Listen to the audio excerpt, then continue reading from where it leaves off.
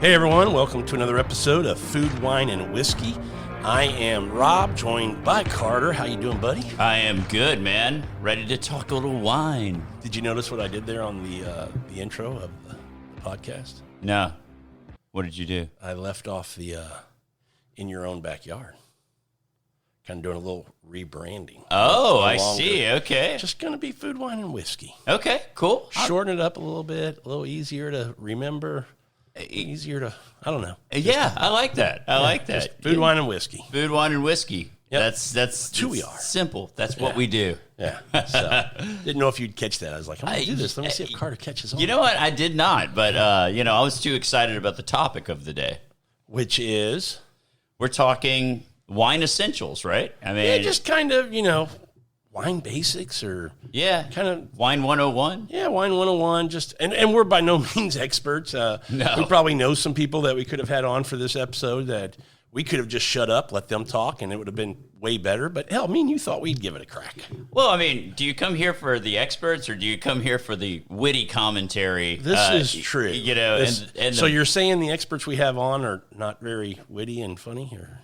Some are. Sorry, Chris. Sorry. Oh, God. Sorry, John Bodera. No, we love our guests. But yeah, sometimes you guys want to learn a little bit about kind of our opinions, right? Yeah, absolutely. Right, wrong, or indifferent, we're going to give them. Yeah, and so where we are, and I love the word. It applies in bourbon and also in wine. In our wine journey, these are just kind of some things. We're going to share our experience and kind of the knowledge we've gained over our travels through wine, what we like, what we don't like. Not saying you should like what we like and don't like, but just kind of figuring out how to get into wine, how to maybe fit into a group that's into wine. If you're at a dinner or something like that, taking a bottle to somebody's house and things like that, buying wine, glassware. Just going to kind of go through and talk about wine in general. What do I got to have? What do I got to do? By the end of this episode, you'll be a wine raisin yourself. A wine raisin. That was a fun episode. Yeah.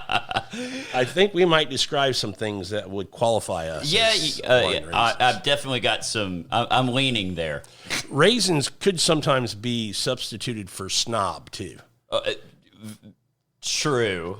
There's, to me, two kinds of snobbery in wines. Okay. There's the pretentious kind of I'm better than you kind of snobbery. Yeah. And then there's just, you just know you want something good and you want it, the right way in the right glass to really appreciate what you're getting. It's not the, you want to share with people and things like that. It's just that you go, I know this is a good wine. Don't give me a shot glass to drink it out of. I need to have a good glass. That's kind of a little bit of snobbery that, but. Well, yeah. I mean, I'd say like, drink it how you want to. Drink it how how you want. How it makes you feel good, whatever. But I will say enough of it will make you feel good. Enough of it will make you feel good. But I'd say like this is kind of just giving you some information how to excel your enjoyment experience. To improve it. Yeah. And I think that's the first thing we should touch on. You kind of said it there. Drink what you want to, meaning drink whatever you like. If it tastes good to you, if somebody shared something with you and you go, that's good, drink it. Enjoy it. There's no, this gets back to my comment about snobbery. I don't look down on anybody for what they enjoy. If their palate says this is good to me, enjoy it. Drink it all you want. Taking that a step further, I would also say if you're getting into wine to really kind of explore and see what's out there, and it's a never ending, you're never going to, get down everything, as far as the rabbit hole of wine. I would say, have a budget, know what your budget is. Yeah. And kind of buy to your budget is what I would say. Not meaning, hey, if you're making X amount of dollars, I can afford a $100 bottle every week. Not saying do that. I'm saying don't buy the $6.99 when you're trying to get into wine. You don't have to start down on that bottom shelf. Yeah. With Yellowtail or Menage a Trois, that kind of crap. Barefoot. I'd say like kind of on your point. There's nothing wrong with buying a bottle of wine that's got good quality that costs a little bit more. But there's a lot of entry level wines, I would say, that are in the $20 to $25 price range that you can get a great experience, and that's not really a bust in the bank. There are some $20 bottles, sub $20 bottles that can be pretty good. But I'd say anything below 15, you're just risking it. You're really risking it. Yeah, not to say that there's not some good bottles between 10 and 15. There's even less below 10. And again, not to say there's not any, but you know, the ratio of hitting a winner when you buy 6 or 7 bottles is not very good. You might have to do that 4 or 5 times before you actually get one that you go, that's not bad. Well, I'd also say on the opposite side of the equation, you're just getting into wine. You've heard some wine brands. We've had kind of an episode a little bit about this. Yeah. You've heard some big names. Sometimes those big names aren't worth what you're paying for there. So you're saying people are marketing to people? So, you know, when you talk about big brands, a lot of that, you make me think of something right now. Okay. Don't buy the label. Yes. Don't, you know, I know you're known for being, that's a cool bottle. Sometimes they look cool. That's in whiskey. Yeah. In wine, it may not apply so much. It may not. Sometimes, Still a cool bottle, but you might put it back on the shelf once you've kind of looked at it. Sometimes it actually lines up, but Sometimes it does, Machete. Yeah, Machete's cool. That's a cool bottle. That's a very cool bottle. Terrible wax, but cool bottle. It's a pain in the ass wax if it's your 3rd bottle in the evening. Yeah, but sometimes it lines up. Don't buy wine for that reason. Don't buy wine for that reason. There's, to me, if you have to get really gimmicky for your wine, 19 Crimes, where you can use a phone app to see what the guy's saying on the bottle, the likelihood of that being really good in the bottle is, in my experience, very small. Because I think if you make a good product, it stands on its own. I think that's the case with most things. You know, if it's good, your word of mouth is going to get around that that's a solid bottle of wine, and people are going to buy it because of the juice in the bottle. Yeah, and I'd say there's like two things. Okay, so I'd say like when it comes to brands and things like that, a lot of people think Caymus. Don't buy Caymus. That's just Please don't buy Caymus. Don't buy Caymus. You're wasting your money. And now I'm not saying vintage Caymus before they kind of changed 25 years ago. Yeah, if you find a 25-year-old bottle that's been kept in good condition of Caymus, I'd gladly enjoy that, and hopefully it didn't turn. But I'd also say there are some brands that like a Dom Perignon for champagne. I think it's fantastic. It's expensive, but it is very good. So like some brands kind of maybe not meet the hype, but there's a reason that they're expensive, and it's because they're good. Sure. And then there's some brands that it's like Caymus. Used to be good. Riding the wave of that reputation. And now is still have great marketing. And so newbies into wine want to buy Caymus. In America, Yeah. Napa being the place that you typically go to, Caymus kind of leads the way. Right. For that high-end kind of bottle, which we could probably give you dozens that would be way better at that same price point. Yeah. But, So I guess I just say buyer beware a little bit on when it comes to the higher end bottles. Just try and get a little bit more knowledge. and bingo, I think you nailed it. I think if you're somebody who's not into wine a lot, but you want to get into wine, maybe you've just been drinking a little bit, trying to go to the store and buy wine and bring a bottle home, and you know you like something. First thing I do is, you know, find some friends that maybe are into wine. Maybe you have some friends that you just have never talked about it and didn't know they're into wine, or join a group on, Reddit or Facebook, or get on Twitter. There's a lot of wine activity on Twitter where you can learn some things and, get some knowledge, because I think that's the biggest part is kind of, you don't know everything. So if you can get information from people who have, we said it, taken the journey, have had that experience, that's the best thing to do, other than just drinking and seeing what you like, because ultimately it's your palate, Yeah, and I'd say, like, to kind of add on to that, YouTube's a great place. Like, there's some really good... Not that many, but there's a few good ones. There's a few good informative things. So if you want to learn about a style, you could probably look up that particular style of wine Yes. and learn a lot more about it. And then you can at least go into a store and go, and you go to that section of the store and go, okay, I know a little bit about these wines now. So I know kind of, okay, yeah, maybe instead of just getting the Chianti, I get the Chianti Classico Reserva because of the extra aging and all that kind of stuff, and that's the kind of knowledge I think is useful. What I'll say on the negative side of the social media thing, there are some like different groups and pages. All they post is like $100 plus bottles, and it's all about who's like the This is good on a Tuesday night, and it's $347. yeah, it's all about who's being the most opulent and Who's got big balls? and to me that's not very useful. No. I mean, it's good to see. I think it's good and bad. It's cool to say, oh man, these might be some cool bottles to try one day, but I think it's bad because you can post a picture of something that's in the $25 range and it's would be kind of not well received or not necessarily even looked at or acknowledged on a page, So there's things I'll definitely say, and this applies to the bourbon community big time too. Sure. Like whiskey in general. I mean, just know in the wine area, you don't have to spend hundreds of dollars to get a quality wine. You absolutely don't. Far from it.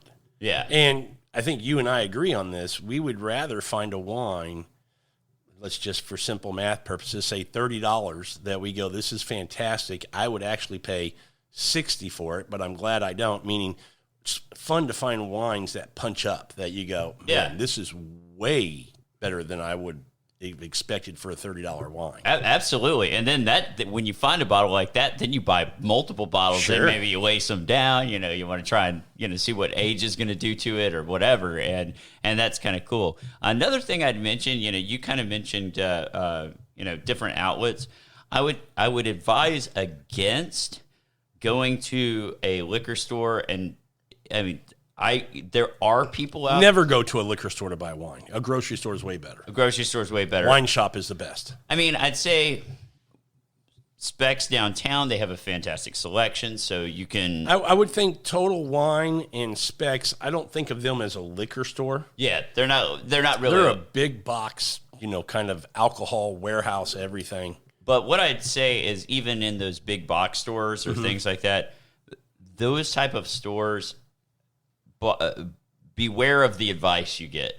Oh, that's a great point. That reason. That's kind of the thing that now there are some people who truly they know what they're talking about, and at least they have some knowledge, and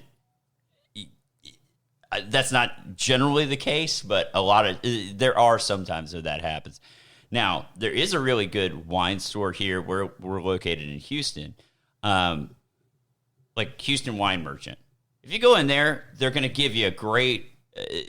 It's more of a boutique wine shop, but they're going to give you a great suggestion on what to have. You can tell them what you're having for dinner or anything like that, and they'll give you a and great budget. suggestion. They're going to ask you what you want to spend. Yeah, they're not trying to push an expensive bottle on you. So there are stores that are good, that are more specialized in wine.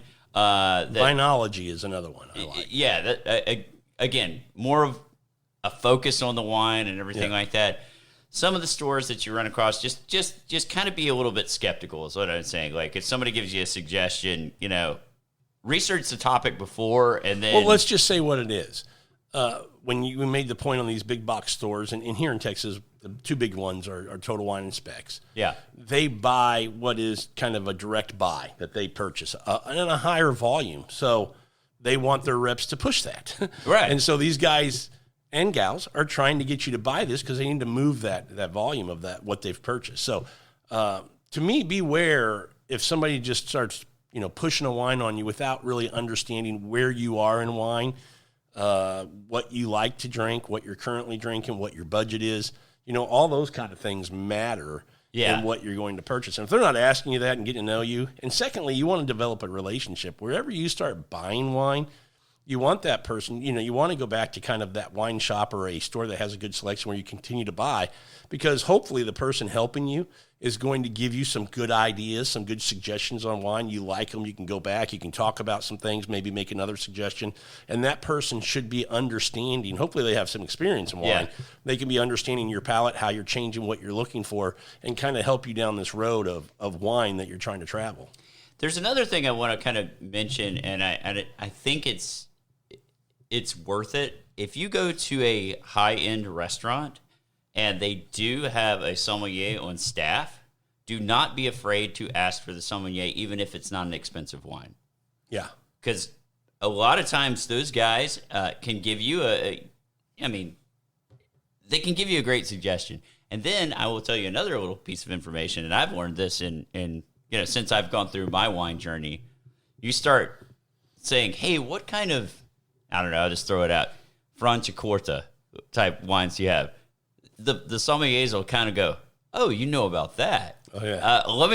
I got a good suggestion for you. So they know I got a somewhat experienced wine guy sitting in front of me. Yeah. But don't feel intimidated to talk to those guys, I guess is the thing, because, they're there to help you. They're not there. I mean, maybe some of them are there to spend to sell really, really expensive wine, but they can give you suggestions in a price range based on what you're going to order. So, use it. That's how you learn, too. Have the conversation. Yeah. Talk to people who know what they're talking about, And by all means, if that guy's just trying to push a more expensive bottle than what you want to spend that night, forget it. He's not doing his job, or she's not doing her job. I've found when talking to these guys that most of these guys, if you show that you have some general knowledge of wine, they're not going to mess with you. Okay. It's not like, oh, I'm going to push this, $300 Bordeaux on you or something like that, no. So that's just something to, if you're ever at a really fancy restaurant that has a sommelier, don't be afraid to talk to the guy. Yeah, totally agree with that. I would say also getting into wine, if you're in the States like we are, a lot of people start in Napa, which is fine, but as quickly as you can, broaden your horizons out to other regions. One, because there's some fantastic wines made all around the globe, and two, your budget will appreciate that. I mean, Napa makes some great wines, but from a cost to value kind of equation, they're a little pricey. Agreed.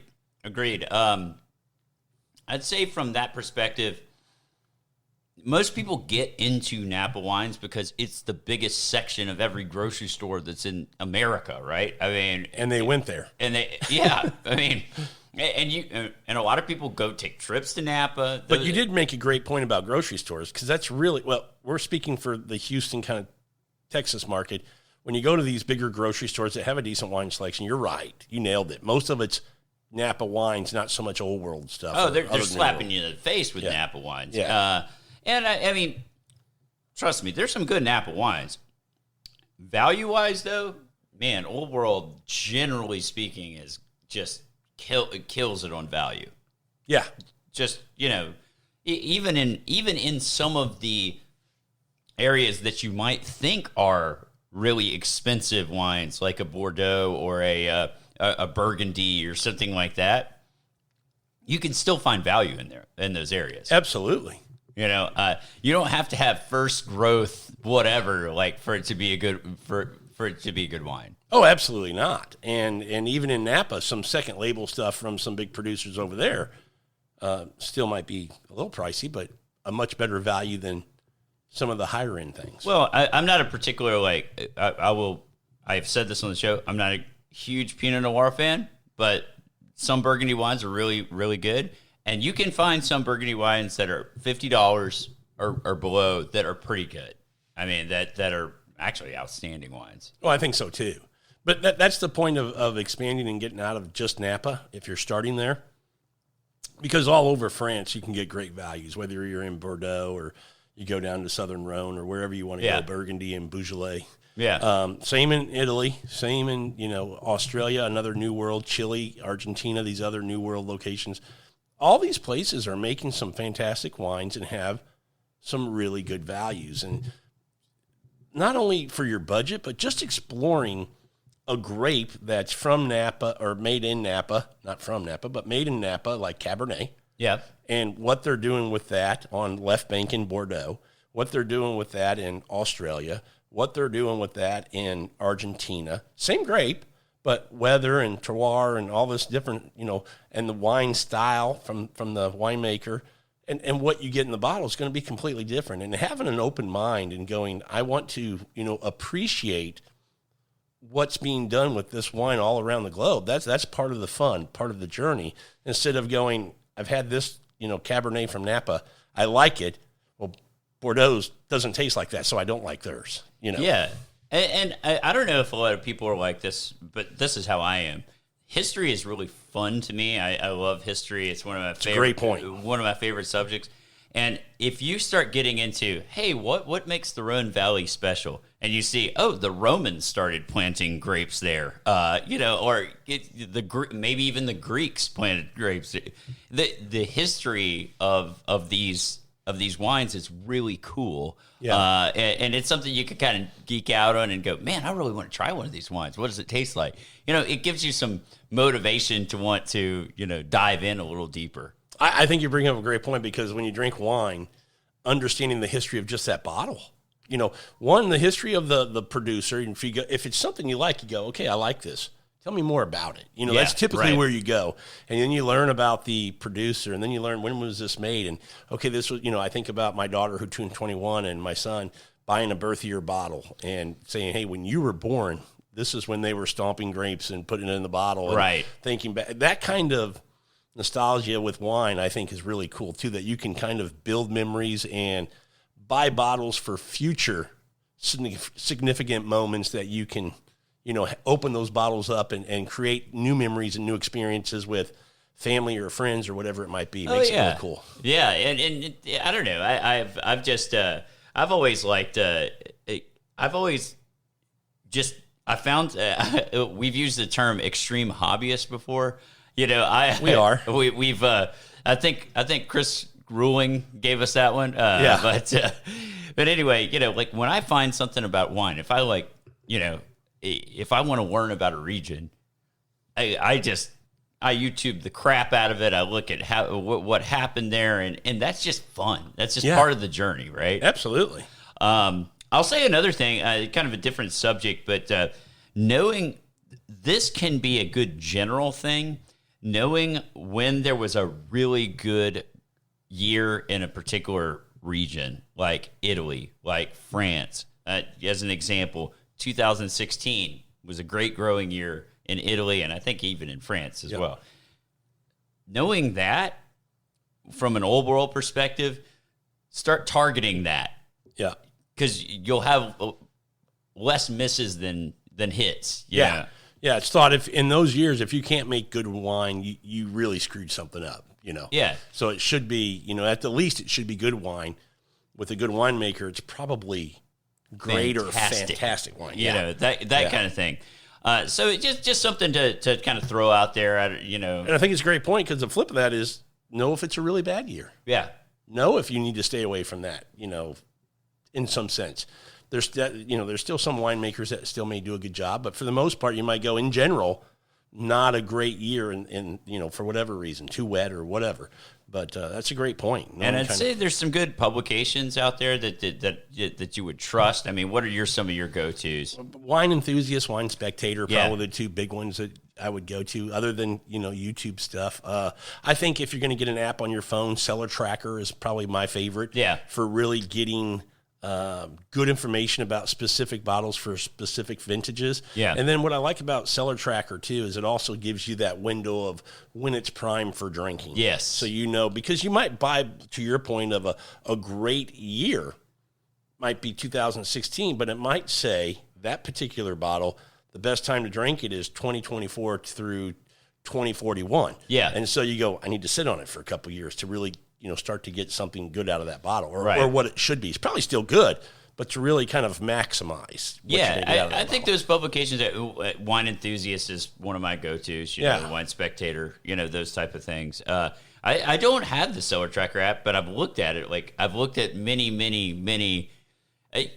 times on like the website telling when you can drink something. So maybe I need to get the app. Yeah, on my well, phone. and you're starting to stock your new refrigerators, so you might as well, as you fill them up, you might as well start building your cellar. In the Cellar Tracker. So I'd say like some of those those are kind of some of the more reliable sources to go to that give you pretty good, honest opinions on things. I mean, I would kind of like when you see certain amount of point scale, probably something to mention. So if it's a wine enthusiast, most use the 100-point scale. Use the 100-point scale. But if they've rated it highly, I'd say, okay, generally speaking, I trust that, that opinion. But make sure that, like, if it just says 97 points next to it, who gave it 97 points? If it was 97, I'm going to say that was probably Suckling. Yeah.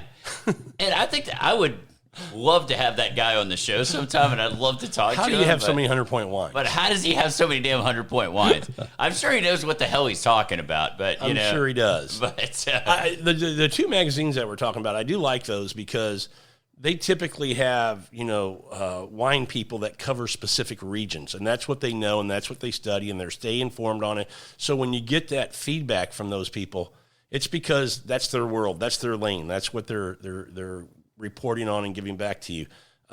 Same with Cellar Tracker. I think it's really good wine people who put information on there. I know that some people listening may go, well, what about Vinvino? It's a decent app. My issue with that is it's ratings of everybody, and I don't want to say it's just in the States, but I think it's probably more in the States than around the world. So I think I've come to find that California wines rate very high and old world wines are like not very highly rated. And I think it's because to what we've talked about before, understanding the different regions, and they just don't appreciate. So I don't value that as much. I like, sometimes I like using it because it's really simple. I mean, it's like take a picture and it immediately generates it. And then you can kind of at least, sometimes for that reason, it's good just to get a quick kind of idea of it. What's the grapes in here? That kind of stuff. But as far as opinion, just think of it like Yelp. I mean, it's just like, it's complete subjective stuff. So just kind of keep that in mind. I mean, I don't think it's bad, but I don't think it's great either. Yeah, that's kind of the way I feel about it. Another thing I'd say on the point scale, just because somebody rated something an 89 rather than a 92 or whatever, that does not make that a bad wine. No. I have to like stress this point scale thing. It starts nice at 50, so people know. Yeah, it starts at 50. It's a nice guideline, but don't hold it as gospel. Yeah, because it is one person rating it.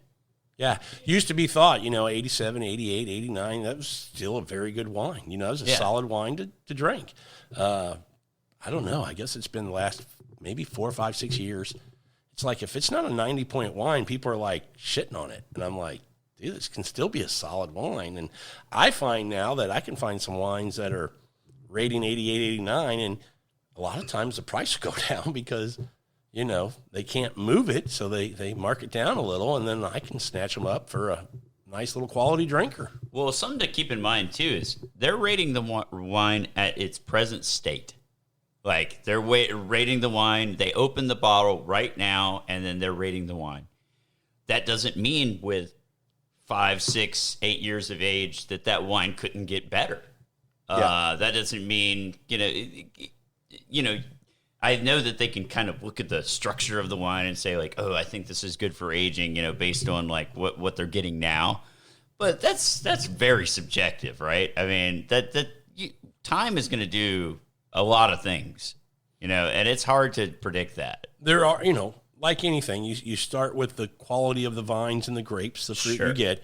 And so depending on what you're getting, there is something, to be said for the quality of the fruit and how long it might age. The wine process also has, how they're making wine also plays a part in that Sure. as well. So I don't want people to think, There's nothing to it. yeah, there is some to it, and there are some wines that are worth, laying down for a while. I still have some Sassicaiyas in from several years ago that I haven't opened yet, and I'm looking forward to opening those. But there's also a lot of wines that are made today to be drank today. Yeah. And California comes to mind for that. Yeah. You could throw a few years of age just to kind of see what it does. Usually they have 2 on them already, when Yeah. they're released. They're usually 2 years old. I think really anything like California, if it's like, if you want to age it, if you want to quote unquote age it, 5 to 7 years is probably where you want to go. Maxing out. I agree. I've got some that are very, very good quality wines that have aged longer. For example, when we opened that Bacchus from Phelps, Sure. That's a very, very high quality wine. It was from 2005, but you're really having to pay a lot of money for a wine. And we're not talking about those today. We're not talking about they're that. out there, but we're not talking about, 100 acres and all that stuff. Yeah, exactly. So we're talking about what you go to a quality store, a wine shop, or a good, grocery store that has a good wine selection, buying something for $25, $30. Right. And knowing that you can drink it now, or to your point, 5 years, something like that, 6 years, you need to drink it. Otherwise, because again, wine's that living thing in that bottle. It's going to get to its peak, and then it's going to start to deteriorate. And that's not saying that there might be some outliers there that whoa, this Absolutely. wine aged extremely well, and holy crap, Yeah, it's still on the upward peak. Yeah. Yeah, but generally speaking, 5 to 7 years is where I'd kind of keep that California. If you want to age something, that's probably a good rule of thumb. What about telling people that want to get into white and they go, should I try whites or should I, did I say whites? Get into whites, get into wines. Get into wine, yeah. Yeah. And they go, should I try whites or should I just go right to reds? Is there one's better than the other, or they're both, For the very beginning, I think white wine is more approachable. Just personal opinion. Now, I'm sure there's probably other people who think totally differently. But for me, white wine is very approachable. You can use white wine to kind of develop your palate. You can start kind of tasting the notes kind of picking up on what's on the nose, how's the finish, how's the mouthfeel, how's certain things. You can say balance is another thing. The acidity, how does it balance with the sweetness of the wine or whatever? You can start with white wines, and it's a lot easier to get into. To me. Yeah, I think that's a fair point. I think I would say I didn't start with whites. I was kind of that red guy. Me either. I actually didn't start with whites either. But Yeah. Now that I, Yeah, now I've come around to whites in the last couple of years. I used to be, I'm a red guy, and again, through the journey that we take, I've come to, kind of be a little more open-minded about white wines and try them a little bit more. And I've really come to enjoy and appreciate white wine, especially this time of year in August in South Texas. I mean, it's freaking hot. I think you've recently become a fan of champagne, right? Yeah, love the bubbles now. I mean, one of my probably going to pop a bottle tonight with pizza, just nice. in honor of you. Thank you. I appreciate that. One of my favorite combos. I know it is. But yeah, what I would say is I think most people, not all people, but most people tend to like a sweeter wine when they get into it. So even if you go, I want to try a red, you might look for something that might be a little sweeter. I would stay away from the big box stores that are, doctoring up the wines. Yeah, right. To kind of make them more approachable, younger, or just taste different, and sugars and all this other stuff. And I would stay towards trying to find a quality wine that your palate likes and then working from there. But getting into wine and the sweetness of it, I would say there's a place for sweet wines.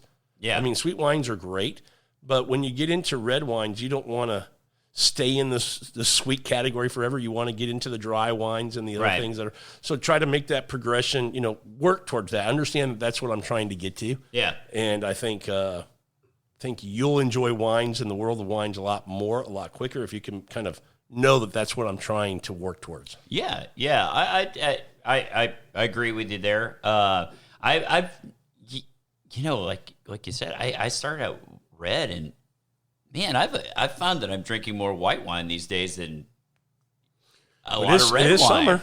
It's summertime, so it kind of. But you got to remember that white wines are getting, crisper, cleaner, green apples. You might get different fruits like peaches and apricots and things like that. Yeah. Where red wines, now you're going to get into the red fruits, the raspberries, the strawberries, the dark fruits, the dark cherries and the plums so it really is two different worlds. But my point would be they're both fantastic. So whichever one you're kind of drawn to for whatever reason, my point would be don't exclude the other one. Get into both. And would this be a good segue into tasting wine, that kind of stuff? Maybe glassware. Glassware. I think glassware is a good place to start. I'd say it matters. It really does. Not only does it matter, I think it's very important. It is. At my house, and I was telling Rob this ahead of time, at my house, we actually only have 3 different wine glasses. That's not necessarily the right way to do it, but they're have specific uses, right? I have a champagne glass. Don't use champagne flutes. Just going to go ahead and say that. Yep. You want to have something where you can nose the wine. If you fill a champagne flute up to the very top, you cannot nose that wine. You can't swirl the wine. You can't swirl the wine. You can't open up the. You can't. Yeah, I mean, you can't. You're very limited. Flutes are made for mimosas. That's it. Yeah. Yeah. Exactly. I have a white wine glass that is similar to the glass that we actually have in front of us right now, it's a little bit narrower, but it's not. It's not narrow. Yeah. I wouldn't say that. And then I have more of a. I guess you would consider it like a Bordeaux glass, but it's larger, kind of big base to it, that kind of stuff, and that's for red wine, and that's just what I use now, which is fine. And really, I know you guys can't see it, but the glass we have in front of us, you could use this for red wine. Oh, you could, yeah. And if a restaurant poured a red wine in this, I wouldn't be like, oh God, no, I wouldn't be upset with that. I'd be fine. But the point in wine glasses is it needs to be a tall enough glass.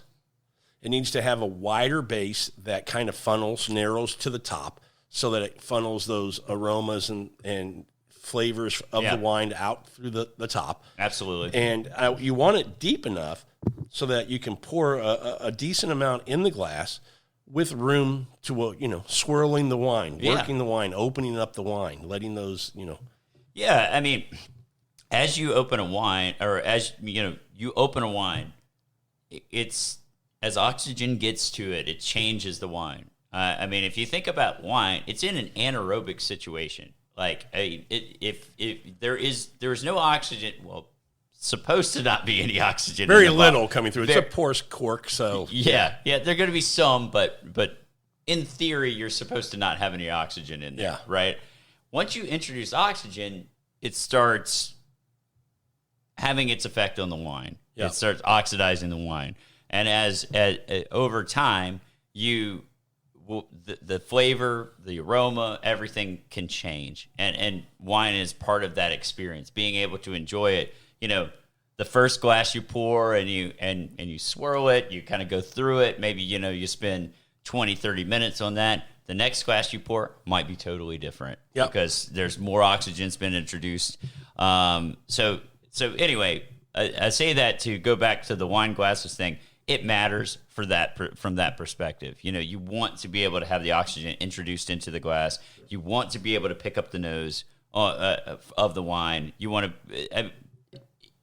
If I just drank wine for just the palate and the finish and everything, you'd just be. Why limit yourself to that? Hey, do you ever want to eat a meal with a clothespin on your nose? Like you walk in and can't smell anything? Hell no. I mean, that's one of our eating, drinking senses, right, is smell. That's kind of setting you up for what you're going to get. And so to your point, you've got to be able to, and you don't want to cheat the wine. And that's the whole point about the glass. if you don't have a decent glass, I'm not saying you have to have the best glass. Just have a decent glass. You don't have to spend a lot of money on it. Yeah. You can go to a TJ Maxx or a Marshalls or something like that, and you can get a 4-pack for like $10. Yeah. Of a decent glass that I would drink wine out of, and start there. Oh, yeah. And the whole point is not to cheat that bottle of wine. Get out of that bottle what you can, what it's supposed to give you, and the glass is very important in doing that. I'd also say this, and I know you do this all the time. Don't be afraid to go to a restaurant and bring your own wine glass. Part of the snobbery that I talked about, not in a bad way, but yeah. I mean, I think I mentioned to you that Sandra and I a couple weeks ago went to a restaurant that we'd been to down in Sugar Land, and we went to one that's out here in Katy and thought it would have the same wine glass selection, stocked the same way. Yeah. It didn't. And we took 2 pretty nice bottles of wine. And they had very small, short-stemmed, very small. I mean, not bigger than I wish it's like a Glencairn. Yeah. And I told Sandra, I go, either we're not drinking wine or we need to call Ian, our son, and have him bring us up some glasses. And so she's like, well, I want wine. So I called Ian. And there you go. She went out front and got 2 wine glasses. We're wine snobs. I think you can feel pretty confident that, like, if you go to, like, a steakhouse, like here, like a Papa's Steakhouse, or it's something like that, they're going to have the appropriate wine glasses. And remember, we said we took our bottle. So we were going to a place that doesn't have a liquor license, but they're generous and kind and allow you to bring in your own bottles for a corkage fee, which I'm fine with. So whenever I go somewhere, a restaurant where I'm allowed to bring my own bottles, by default now, I bring my own glass. Oh, yeah. Why risk it? Yeah. Yeah. I'd definitely say for a good rule to go by is if it's a BYOB place, just bring your own glasses. Bring your own glass. Yeah. There's no risk of disappointment. Yeah. And we have that, what I call a universal glass, that, it's kind of that teardrop shape, and it's got the curved limb, second row up on the left. Oh, yeah. And it works for a white wine just fine, and Yeah. then it transfers to a red wine just fine. So when we go out and we're going to have a bottle of white and a red and whatever, that's the glass we take. It's universal. And I will say this. I mean, you can go, like, there are makers like Rydell or, like, different people out there that make Spend it if you want to. They make specific wine glasses for specific varietals or, like, whatever.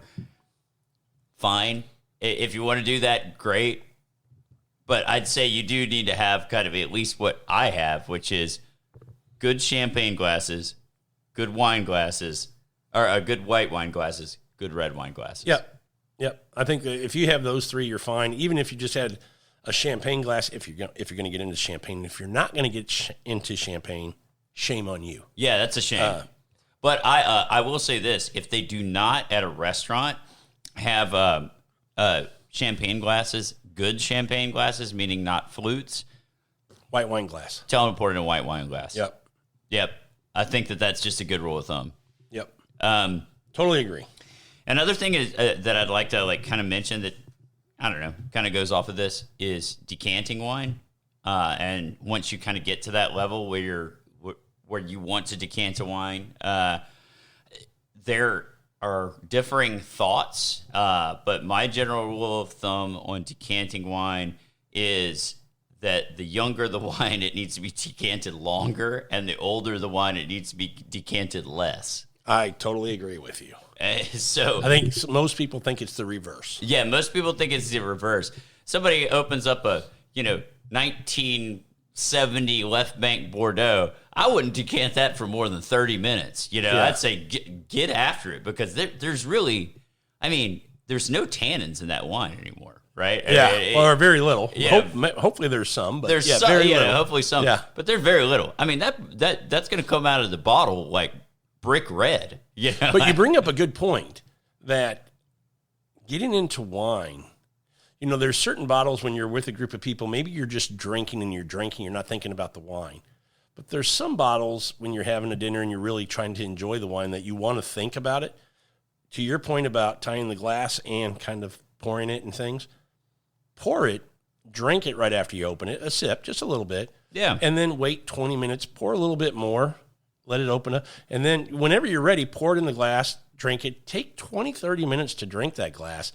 and see how that wine changes, because especially red wines, they're going to change in the glass. Very much so. And I think that's part of the enjoyment of drinking wine, is that experience of how the wine's drinking as you're enjoying your meal or your conversation or whatever it might be. Yeah, I agree. I'd also say if you are going to kind of continue your journey and start, you get a wine fridge, you lay down wine. And That's a great point, though, that you're bringing up. How should we tell people? Well, I'll let you go ahead first, but we need to talk about, is your goal just to learn to drink wine, or are you getting to a point where, because I think you need to have 6 bottles of wine in your house at all times, maybe depending on what you like, 3 white, 3 red, 2 white, 4 red, whatever it is, but you never know when you're going to want to open a bottle when you have people over. So, but go ahead. I didn't mean to cut you off. As far as and I guess the point I was making is, if you're getting to where this is becoming less of just drinking a bottle once in a while, and this is becoming like, okay, I have a couple bottles a week. I want to kind of learn a little bit more about wine. I want to see what age does to wine and things like that. The good thing to do is invest in a wine cooler. You don't. A big misconception is that white wine and red wine need to age at different temperatures. They do not. No. I think what's the general rule of thumb, like 50 to 58 or something like that? Well, I mean, most people, I think people I know would say, white wines are around 54 degrees and red wine 58 to 60. But there's also this rule of, when you pull a white wine out, you put it in the fridge for 20 minutes to get it a little chiller. Exactly. And red wines you let just sit out for 20 minutes before you. Correct. So, yeah. I mean, there's. But if you're in that temperature range, of the low 50s to the buy a single what do they call it, zone wine refrigerator. Don't say I need to buy a dual. You do not need a dual zone. Yeah. I have one small dual zone, and the only reason I have that is for white wine, and it's the white wine that I want to drink right now. Yeah. So that's it. But so I'd say that's a good thing to invest in. And it's not it can be a big expense if you buy monster ones, but you can buy a decent single zoned wine cooler for a few $100. It's not now, and if you live somewhere where you have a basement and it's just cool and humid and dampy all the time, then I always forget about that. You can build out a cellar. If you have a staircase under the closet under the staircase or something like that, could work as well. But for us in Texas, we don't have those things. So refrigerator is what we're sitting at sea level, because heat is the worst thing for wine. Yeah. And that's another good point. This is something I would like to bring out, is that anytime that wine gets above 85 degrees, bottle shock? You could cook that wine. So don't go to the grocery store if you're in the South during the summertime. Buy a bunch of wine, let it sit in your car for a couple of hours. While you go to Academy to do some shopping or something? Yeah. Don't do that. Yeah. Just don't do that. And nothing's wrong with it being in the air conditioned and all that kind of stuff, in transportation or whatever. But and 30 minutes, if you got to run in somewhere, it's not going to kill it. But a couple hours, that wine could get to cooking. Yeah. So avoid that at all costs. And another thing I'd say that's a good investment is the wine pull. I think the one I've got is called Divine. Because corks are fragile, they over time, for older wines. Talking about when you're opening an older wine, if you put just a corkscrew down in there, you're cruising for a bruising, man. Yeah. That could disintegrate easily, and then. But getting into wine, a corkscrew's fine. Oh, a corkscrew's great. Got to have a corkscrew, And you don't need anything. Double lever where you got the first and then finish it. And just so people know, a screw top does not mean it's a cheap wine. Doesn't mean it's a bad wine. No, it doesn't. Screw tops are perfectly fine, whether on a red or a white. Just so people know. That doesn't mean it's a bad quality wine. Not at all. Some would say it's better preserved with a screw top. I would be one of those people. Okay. But anyway, so don't have that conception. But you don't have to get some fancy gadget to open a bottle of wine. Like just get a simple double action wine key, and you're good. I love how you call it a wine key. I've never heard that until today. Just always called it a corkscrew. Yeah. So that's it. That's I mean, awesome. that's really all you need. And honestly, at every high end restaurant that you go to, that's all they're going to have. And I want to tell you, if you ever get to a point in wine where you think I'm into it now, I should get a Coravin. You shouldn't. I've got one. I paid $300 and whatever for it, and I don't know that I've ever used it. But I'm also, I shouldn't say you shouldn't get one. It is a tool that can be used. It's just, I guess I thought I would use it, but I found that when I want to open a good bottle or a pour from a good bottle, typically I just open it and like, let's go, let's share, let's get into it. I found it useful over the last year because my wife was pregnant and she was not obviously drinking.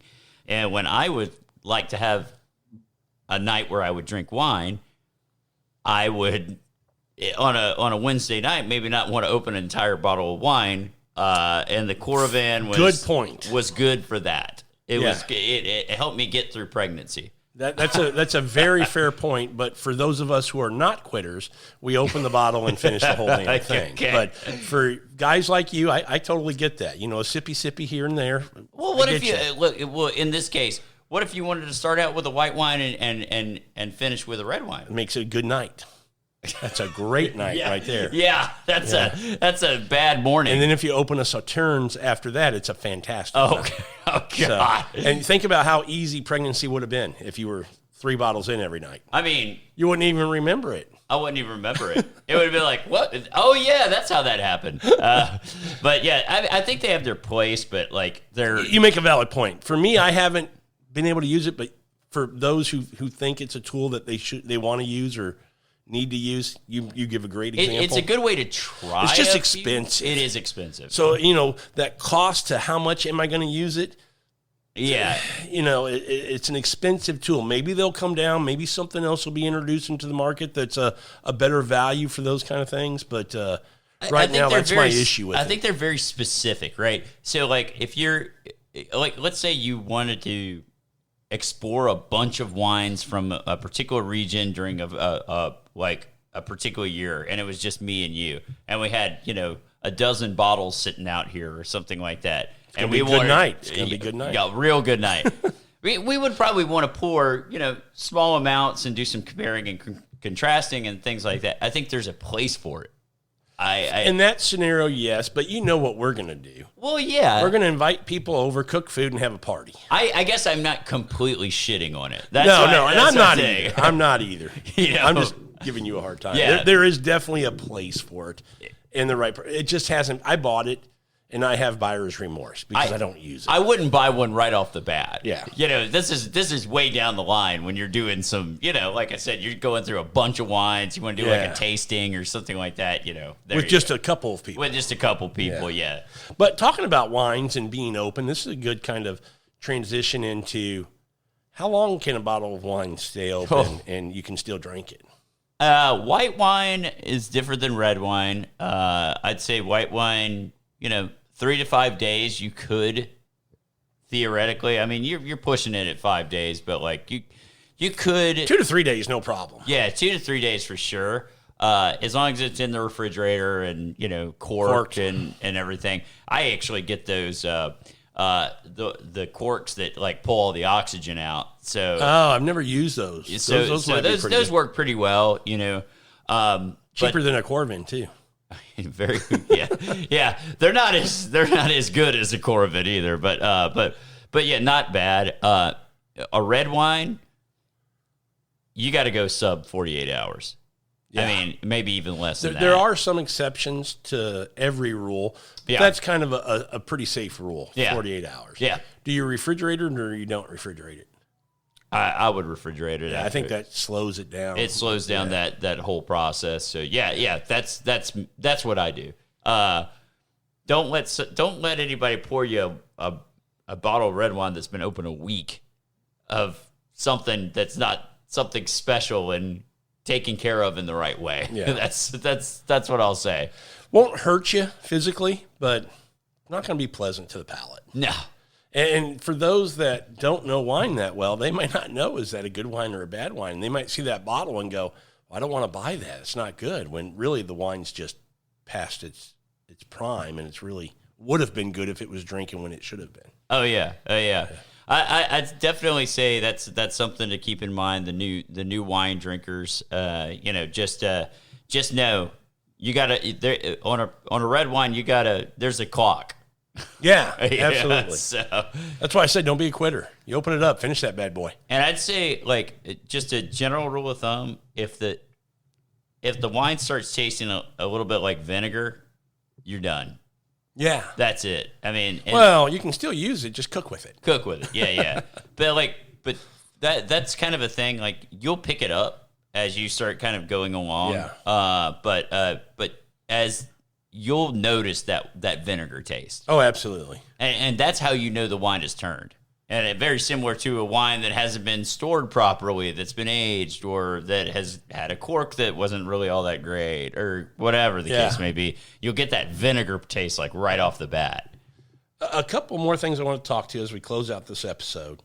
One is some wine terms that, if you're going to a wine dinner and things that you want to know what people are talking about when they say things like, balance might be the first one that comes to my mind, but balance means something, and it means, when you talk about acidity in a wine, the fruit that's in a wine, tannins that are in a wine, it's that these things are working together well to make a very good wine in that bottle, right? Versus one being way more powerful, whether the fruit or the tannins or whatever. So balance, acidity, fruit, oak, earthiness, these are things in the wine world, if you're getting into it, that you want to kind of put in your mind of, these are terms I'm going to hear quite a bit. Yeah. I'd say, I think tannins is an interesting word. Like, if you were just getting into wine, you'd be like, what the hell does tannins mean? Yeah. So like, well, I'll let you explain tannins. Tannins are going to be what comes from either the stems of the vines and the seeds of the grape, or from the barrel if it's put in barrel. That if you think about when you take a drink and it just grips your cheeks and just dries out your mouth, those are tannins that are in that wine. And, tannins are a good thing. Yeah. But again, in balance. So you might open a wine and be like, man, the tannins are just gripping on my mouth. And you might have two more bottles and go, I need to hold off on drinking those other ones and let this bottle continue to, kind of age a little bit. Tannins are a great thing, but balance is where, in any wine, balance is what's the most important thing. So same with acidity. Yeah. You want acidity. People hear acidity, and initially they're going to think like lemon and lime and, not necessarily. Not necessarily, yeah. So it's a balance. You need acidity, especially when you're eating certain foods with wines and things like that. Same with tannins. You need tannins when you're eating certain foods with that wine. So these are things terms you're going to hear a lot and learn about. Fruit, the oakiness. And one of my favorites from Old World is the earthiness, the barnyard, the mushrooms, that kind of a funky type of thing. And I'd say talking about tannins and all these things, oxygen, you might hear the term that the wine is a little tight, like it seems a little tight. That doesn't mean the wine's bad right now. Oxygen might open it up, and it may be more tannic at first. Then you wait 30 minutes, you wait, an hour. Part of what we were talking about in that glass, it's going to continue to change. Yeah. So, and particularly on younger wines, like if it's a pretty heavy tannin, type tannic wine, give it more time to open up.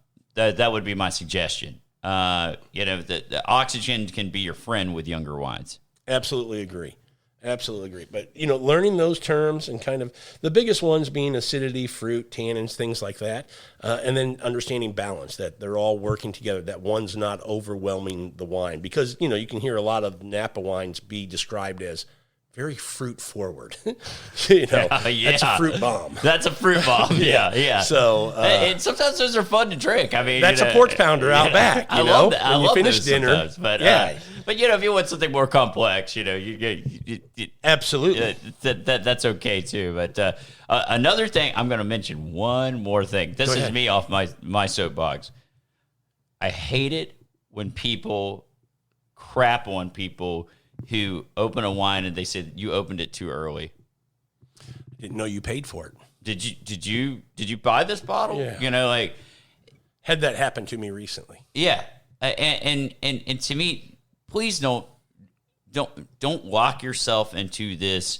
This is exactly what I should do with wine. And I have to follow. Here's the rules. They're black and white. Yeah. Don't do that.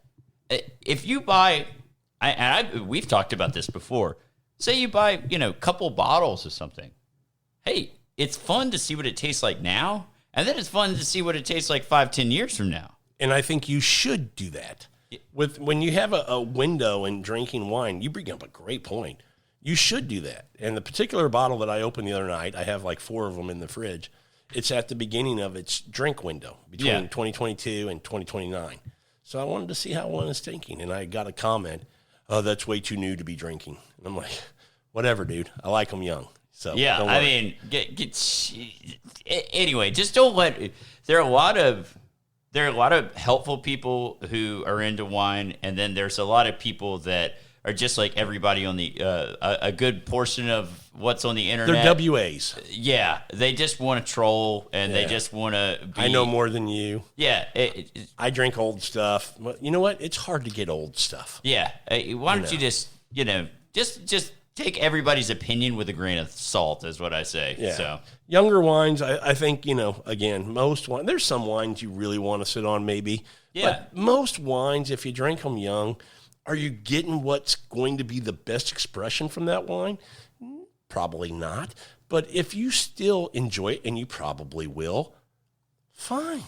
Didn't we? It was a few months ago, but we opened up a Côte de Rhône that was, maybe like a 20 or a 19. It was a 2020, something like that. Thought it was fantastic. Yeah, and we also thought in 2 years it's going to be really good. Yeah. So it's fine. It's part of the journey. Stop being like that. You're the people we're talking to aren't like that, but don't be that. Yeah, definitely don't be that. Enjoy wine, drink it how you like it, And again, it gets back to, it's hard to find old wines, and old wines aren't cheap for the most part. And then you don't know about, if you're buying them from somebody else, how they were stored and kept. Are they still good? So, I mean, if you go to a restaurant and you look at their wine list, you don't see very many things. I'm talking about at a decent restaurant. Yeah. You don't see very many things that are past 4 or 5 years old. Everything's pretty young on that wine list. Yeah. It's not like they have a cellar in back going, you want a 1978 this or that. I mean, you're talking about a totally different restaurant if they have that, and 99% of them don't. Yeah. There are some, but I mean, very rare. It's not high end, not common. Yeah. Michelin star. You know what you're like. That restaurant when you see that restaurant. Yeah. So. Yeah, absolutely. I also want to talk about just quickly quality versus do I like it. Just because you don't like a wine, understand in your wine journey certain things that you're going to like and not like, doesn't mean if you don't like it, it's not a good wine. Just means it doesn't sit well on your palate. So always be aware of, getting back to balance and that kind of being the guide. Is this a good wine versus do I like this wine? You might drink it and go, it's not for me, but I can tell this is a quality wine. And that's kind of where you want to get in your journey is being able to say, is it a good wine? Yes, it's a good wine. Do I like it? Not particularly. That's fine. Yeah. Don't always judge a wine on, do I like it? Because that doesn't tell you whether it's good or not. And early in your journey, you're going to find that right now what you're drinking, fast forward 5 years, you're going to be like, why the hell was I drinking that? Yeah. Oh yeah. Your palate's going to change. To your point, and I'll say this, don't be afraid to go revisit wines that you didn't think a few years ago you liked and give it a try again. Because I can tell you, I always told myself, I was like, freaking Chardonnay. I don't like Chardonnay. I don't like Chardonnay. And then you have somebody say, oh, you ought to try this Chardonnay.